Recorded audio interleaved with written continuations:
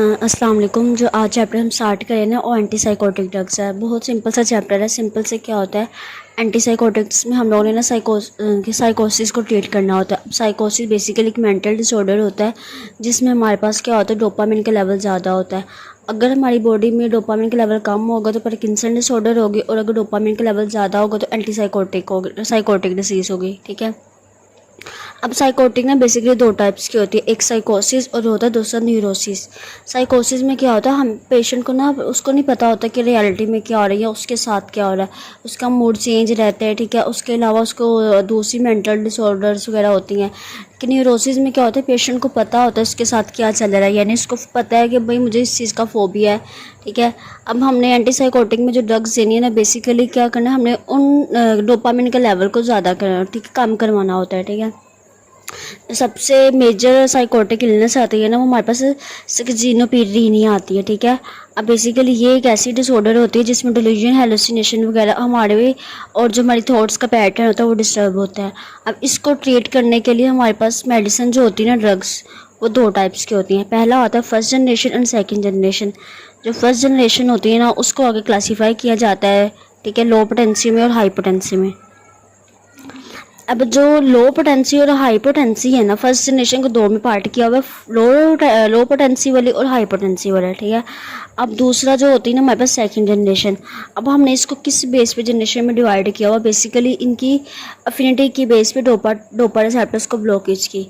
जो first generation होती है ना, सबसे पहले आ जाती है फर्स्ट जनरेशन। इसमें क्या होता है, हमारे पास ये D2 रिसेप्टर को ब्लॉक करवाते हैं, D2 रिसेप्टर को ब्लॉक करवाते हैं, और उसके साथ ना एक्स्ट्रा मेंटल मूवमेंट की डिसऑर्डर करवाते हैं, यानी कि एक्स्ट्रा पायरामिडल सिम्टम्स शो करवाते हैं हमारे पास।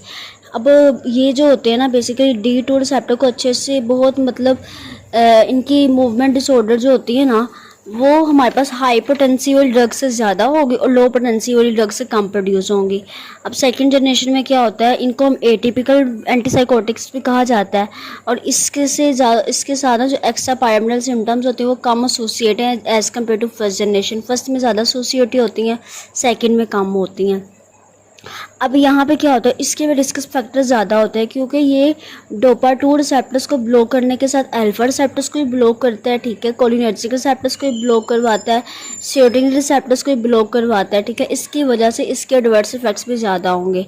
अब ड्रग सिलेक्शन जो होती है ना, बेसिकली हम लोग स्किज़ोफ्रेनिया के लिए हम लोग जो सबसे पहले फर्स्ट लाइन थेरेपी होती है ना, वो सेकेंड जनरेशन होती है, क्योंकि इसके साथ एक्स्ट्रा पायरामिडल सिम्टम्स कम एसोसिएट होती हैं, और ये हमारे पास क्या करवाती है, रिसेप्टर्स को ब्लॉक करवाती है। अब रिफ्रैक्टरी पेशेंट में क्या होता है, कुछ 10 से 20% पेशेंट ऐसे होते हैं जिसमें क्या होता है, हमारे पास ये जो होती है ना, दोनों ड्रग जनरेशन इफेक्ट ही नहीं करती हैं। अब उसमें कौन सा फिर इस केस में हम लोग पेशेंट को देते हैं क्लोराज़ेपाम। ठीक है। जो क्लोज़ापाइन होता है ना, ये एंटीसाइकोटिक इफेक्टिव होते हैं, लेकिन और इसके एक्स्ट्रा पायरामिडल के रिस्क भी कम होते हैं, लेकिन हम लोग चूँकि इसके ज़्यादा एडवर्स इफेक्ट्स हैं, इसकी वजह से हम इसको नहीं यूज़ किया जाता है। यानी कि ये क्या क्या कर सकते हैं, बोन मैरो को सुप्रेस कर सकता है। ठीक है। इसके साथ हमारे पास सीजर्स करवा सकते हैं, CVS करवा सकते हैं, ऑर्थोस्टैटिक्स करवा सकता है। मैकेनिज्म ऑफ एक्शन में आपने सिंपल से ये याद करना है, जो डोपामिन एंटागोनिस्ट यानी कि जो फर्स्ट जनरेशन होती है ना, वो डोपा-2 को ब्लॉक डोपा-2 को दोनों करते हैं, लेकिन फर्स्ट जनरेशन वो सिर्फ D2 को ब्लॉक करती है। अब जो सेकंड जनरेशन होती है वो D2 को ही ब्लॉक करती है और बाकी रिसेप्टर्स को ही ब्लॉक करती है। सेरोटोनिन रिसेप्टर्स यही है उसमें कि जो सेकंड जनरेशन होती है वो सेरोटोनिन के जो रिसेप्टर्स होते हैं ना, उनको ही ब्लॉक करती है। इसके अलावा अल्फा रिसेप्टर्स को भी ब्लॉक करती है, कोलिनर्जिक रिसेप्टर्स को भी ब्लॉक करती है। एक्शन में आपने ना सिंपल सा ये कि डोपामिन और जो सेरोटोनिन रिसेप्टर्स होते हैं ना, वो ब्लॉक हो जाते हैं। इसके साथ साथ कोलिनर्जिक, एडिनर्जिक, हिस्टामिनिक रिसेप्टर्स भी ब्लॉक करते हैं। ठीक है। और जिसकी वजह से हमारे पास जो होते हैं साइकोसिस की सिम्टम्स होती हैं वो एलिवेट होती हैं, और हमारे पास कुछ अनडिज़ायरेबल इफेक्ट्स भी प्रोड्यूस होते हैं। अब एंटीसाइकोटिक इफेक्ट्स कैसे प्रोड्यूस करते हैं, बेसिकली ये हेलुसिनेशन और डिल्यूजन वगैरह को कम करवाते हैं। कैसे कम करवाते हैं, D2 रिसेप्टर्स को ब्लॉक करके। फिर एक्स्ट्रा पायरामिडल सिम्टम्स जिसमें हमारे पास ज़्यादा डिस्नेशियाज आ जाते हैं, यानी कि जो हमारे मसल्स होते हैं ना, उनकी कंट्रैक्शन या लंबे अर्से तक वो कंट्रैक्ट करते हैं, जिसकी वजह से मसल ट्विचिंग वगैरह हो जाती है, और जो हमारा पोस्चर होता है ना, वो भी ख़राब हो जाता है। फिर इसके अलावा पार्किंसन लाइक सिम्टम्स शो करवाते हैं। इसके अलावा हमारे पास ट्रेडिक्टिव डिस्काइनेसिया की सिम्टम्स शो करवाती हैं। उसमें क्या होता है, बेसिकली हमारे जो बॉडी की इनवॉलंटरी मूवमेंट शुरू हो जाती है, टांग की, लिप्स की, नेक की, जास की, इसके अलावा लिम्स की। अब बस इसमें यही आपने करना है। एंटी इमेटिक इफेक्ट्स भी प्रोड्यूस करवाती है। कैसे? यानी कि हमारे पास ना जो वॉमिटिंग सेंटर होता है ना कीमो में, कीमो ट्रिगर सेंटर जो कि वॉमिटिंग को कंट्रोल कर रहा होता है, तो ये D2 रिसेप्टर्स को ब्लॉक करके उसको भी वो करती है, ट्रिगर करती है। और इस तरह से ये वॉमिटिंग वगैरह, नोजिया वॉमिटिंग के लिए हम लोग उसको यूज़ कर सकते हैं। एंटीकोलिनर्जिक इफेक्ट्स प्रोड्यूस करवाती है। कैसे प्रोड्यूस करती है? और सिंपल से रिसेप्टर्स को ब्लॉक करती है और इस तरह से अपने इफेक्ट्स प्रोड्यूस करवाती है। अदर इफेक्ट्स में क्या करवाती है? अल्फा रिसेप्टर्स को ब्लॉक करवाती है, जिसकी वजह से क्या होता है, हमारे पास ऑर्थोस्टैटिक हाइपरटेंशन हो जाती है, लाइट हेडेडनेस हो सकती है। फिर हमारे पास आ जाती है हमारा जो बॉडी का नॉर्मल टेम्परेचर मैकेनिज्म होता है, वो भी इसकी वजह से डिस्टर्ब वगैरह हो जाता है। ठीक है, थेराप्यूटिक यूजेस में हम लोग उसको क्या करते हैं, साइकोजोपेनिया के लिए हम लोग उसको यूज़ करते हैं। ठीक है, नोजिया वोमिटिंग से बचने के लिए यूज़ करते हैं। ठीक है, इसके साथ हमारे जो बिहेवियर मॉडिफिकेशन होती है उसको ट्रीट करने के लिए हम उसको यूज़ किया जाता है। हमारे पास आ जाए प्रीमिज़ाइड, जो इसके अलावा हमारे पास आता है प्रीमिज़ाइड। ये हम लोग इसको मोटर और फोनिक टिक्स वगैरह में हम लोग उसको यूज़ किया जाता है। इसके अलावा पेरिडोन और हेलोपेरिडोल होता है, इसको हम लोग इसके लिए टिक डिसऑर्डर्स के लिए यूज़ करते हैं। ठीक है, ये हमारे इस पैराग्राफ में सिंपल सा आपने ये पढ़ना है कि जो ये ड्रग है वो किसके लिए यूज़ की है, यानी कि स्पेसिफिक उसका यूज़ बताया हुआ है। अब्जॉर्प्शन मेटाबॉलिज्म यानी कि इसकी फार्माकोकाइनेटिक्स में देखा जाए ना, तो इसकी ओरल अब्जॉर्प्शन के बाद ये हमारे पास अच्छी अब्जॉर्प्शन शो करवाती है। ठीक है, फूड से इफेक्ट नहीं होती है। इसके अलावा हमारे पास ये ना हमारे पास बहुत से एंजाइम से ना ये इसका मेटाबॉलिज्म होता है। एडवर्स इफेक्ट्स में सिंपल से आपने याद करना, एक्स्ट्रा पायरामिडल सिम्टम्स शो करवाती है, यानी कि मूवमेंट वगैरह में डिस्टर्बेंस करवाती है।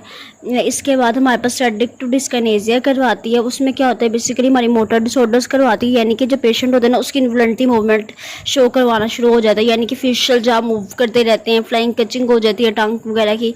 ठीक है, उसके बाद हमारे पास अल्फा रिसेप्टर भी ब्लॉक हो रहे हैं। ठीक है, बीटा भी ब्लॉक हो रहे हैं। इसके अलावा एडिनोकोलिनर्जिक वगैरह भी ब्लॉक हो रहे हैं, तो उसकी वजह से भी हमारे पास उनकी सिम्टम्स आते हैं, यानी कि यूरिनरी रिटेंशन करवाता है, वेट गेन करवाएगा, सीजर्स करवाएगा, सीड्रेशंस करवाएगा, एक्स्ट्रा पायरामिडल सिम्टम्स करवाएगा, पोस्ट हाइपरटेंशन करवाएगा, सेक्सुअल डिसफंक्शन करवाएगा, रिथमियास करवाएगा और ड्राई माउथ होगी।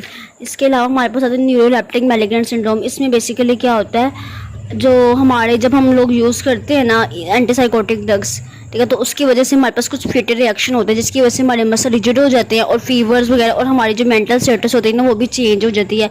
ब्लड प्रेशर भी जो होता है ना वो एक अनस्टेबल हो जाता है हमारा ब्लड प्रेशर। कुछ अदर इफेक्ट्स हैं, क्योंकि ड्रोजीनेस करवाते, जब हम लोग उसको यूज़ करते हैं ना स्टार्टिंग में, तो ये ड्रोजीनेस करवाता है। ठीक है, और कन्फ्यूजन भी ये करवाता है हमारे पास। मस्कुलिनिटी को ब्लॉक करने की वजह से इसके वो इफेक्ट्स आपने सिंपल से पढ़ लेने जो पीछे से पढ़ते आ रहे हैं। क्वेश्चन और कंट्राइंडिकेशन में क्या होता है, बेसिकली ये जो एंटीसाइकोटिक ड्रग्स होती हैं ना, ये हमारे पास क्या करवाती हैं, जो सीजर्स की थ्रेशोल्ड है ना उसको कम करवा देती हैं, और जिसकी वजह से क्या होता है, सीजर्स का रिस्क बहुत ज़्यादा हो जाता है। सीजर्स का रिस्क ज़्यादा होने की वजह से फिर हम लोग इसको एहतियात के साथ यूज़ करते हैं। और जो पेशेंट जो होते हैं अल्कोहल वगैरह यूज़ करते हैं ना, तो उसमें भी हमारे पास क्या होता है, विड्रॉवल सिम्टम्स वगैरह ये शो करवाता है। अब मेंटेनेंस ट्रीटमेंट भी है कि जो पेशेंट एंटीसाइकोटिक ड्रग्स ले रहे हैं, मेडिसिन ले रहे हैं, तो उसको 5 साल तक तकरीबन इसको लेकर चलना होता है, ताकि वो एक प्रॉपर तरीके से अपनी उसको मेंटेन कर सके साइकोजोप्रीनिया को। बस सिंपल सा यहाँ तक